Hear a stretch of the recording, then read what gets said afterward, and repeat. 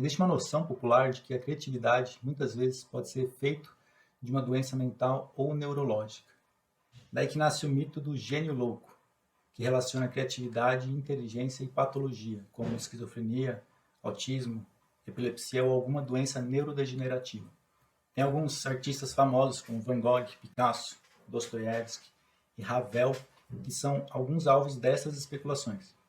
No caso desse último, Maurice Ravel, famoso compositor francês, essas especulações podem ter um fundinho de verdade. Maurice Ravel foi um compositor, pianista e regente francês que nasceu em 1875 e morreu em 1937, com 62 anos, por conta do avanço de uma demência desconhecida. Demência é um termo guarda-chuva, um termo geral que abarca sintomas que afetam o funcionamento cognitivo, como a linguagem, a memória e o raciocínio. A doença de Alzheimer, por exemplo, ela é um tipo de demência, assim como a demência frontotemporal, demência por corpus de Levy e demência vascular. Cada uma dessas com suas causas diferentes, mas que afetam a cognição. A obra mais conhecida de Ravel é a Bolero, que também é chamada de Bolero de Ravel. Essa música que está tocando ao fundo. E ela é a obra francesa mais tocada mundialmente. Ela foi composta em 1928 e foi uma das últimas músicas que Ravel compôs. Especula-se que, pela sua peculiaridade, que é bem diferente das composições passadas de Ravel, ela tenha sido resultado da demência que Ravel tenha sofrido. Ela tem apenas 2 linhas melódicas e um padrão rítmico tocado por um instrumento de percussão, a caixa, que é repetido exaustivamente do início ao fim da música. O que Ravel não explorou na melodia, nem nos padrões rítmicos da música, ele explorou na intensidade e no timbre. A música vai se desenvolvendo em um crescendo, ou seja, um crescimento gradual da intensidade sonora, e apesar da melodia continuar a mesma, ela é tocada a cada momento por diferentes instrumentos. Foi exatamente um ano antes da composição de Bolero, em 1927, que Ravel começou a apresentar os primeiros sinais de que tinha alguma coisa errada com ele. Ele começou a ter dificuldades para escrever e falar. E isso a gente sabe por conta de relatos de amigos e médicos que o acompanhavam. Conforme os anos foram se passando, os sintomas só progrediram. Em 32, ele já não conseguia assinar seu próprio nome e também começou a perder habilidades motoras. Em 33, ele já não tinha coordenação motora, cognição e linguagem necessárias para poder conduzir uma orquestra. Em 37, Ravel ele foi submetido a uma craniotomia, que é uma cirurgia que retirou parte do osso do crânio do lado direito, só que não foi visto qualquer sinal de atrofia, tumor ou hematoma. E após a cirurgia ele caiu em um coma e morreu 9 dias depois. Foi cogitado que o Ravel ele possa ter sofrido de doença de Alzheimer, que é uma das causas mais frequentes de demência. Só que os primeiros sinais que o Ravel demonstrou foi com 52 anos. E apesar da doença de Alzheimer de haver alguns casos precoces, ela geralmente acomete pessoas com mais de 65 anos.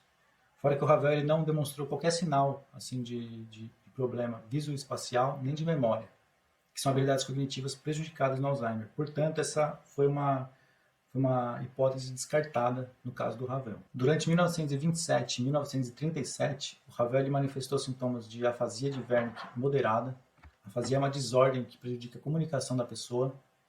A pessoa que tem afasia de Wernicke, ela consegue pronunciar fluentemente as palavras, com ritmo e gramática normais, mas as suas frases não fazem sentido. O resultado é uma confusão de palavras que torna a fala da pessoa incompreensível para os outros. Essa afasia também afeta a capacidade de escrever e montar frases coerentemente.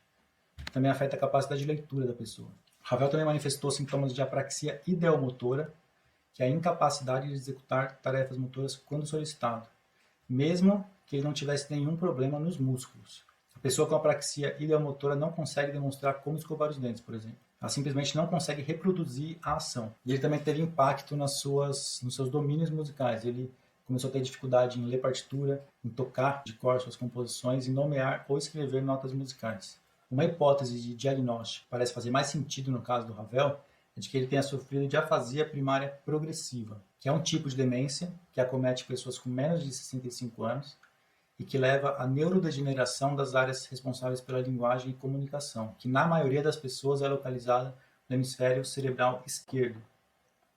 E nessa imagem aqui que eu trouxe para ilustrar para vocês, ela ilustra as regiões do hemisfério esquerdo que podem causar afasias, que são afetadas por afasias. Então, como eu mencionei, existe a especulação de que o bolero de Ravel tenha sido um produto dessa demência que o Ravel sofreu. Por quê? Porque o processamento de componentes musicais, como a altura da nota ou contorno melódico, a harmonia, o ritmo, o timbre, ele envolve diferentes áreas cerebrais de ambos os hemisférios. Há evidências de que o processamento de alguns aspectos temporais da música, como o ritmo, a duração das notas, o intervalo temporal entre elas, e alguns aspectos tonais, como a comparação de tons musicais, são processados por áreas do hemisfério cerebral esquerdo, justamente o hemisfério esquerdo que a gente especula que Ravel tenha sofrido da neurodegeneração, enquanto que o processamento de timbre é feito predominantemente pelo hemisfério direito.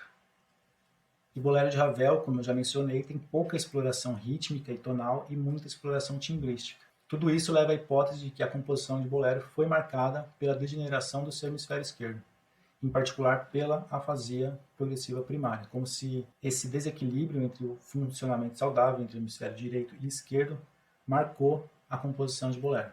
E, infelizmente, como depois da morte do Ravel a sua autópsia não foi permitida, a gente nunca vai saber qual o seu real diagnóstico. E nunca vamos saber com certeza o que levou Ravel a compor bolero dessa maneira tão peculiar, tão diferente das suas composições passadas. Se foi um processo criativo natural, com o intuito de ir além dos limites artísticos, ou se foi impulsionado por uma doença neurodegenerativa.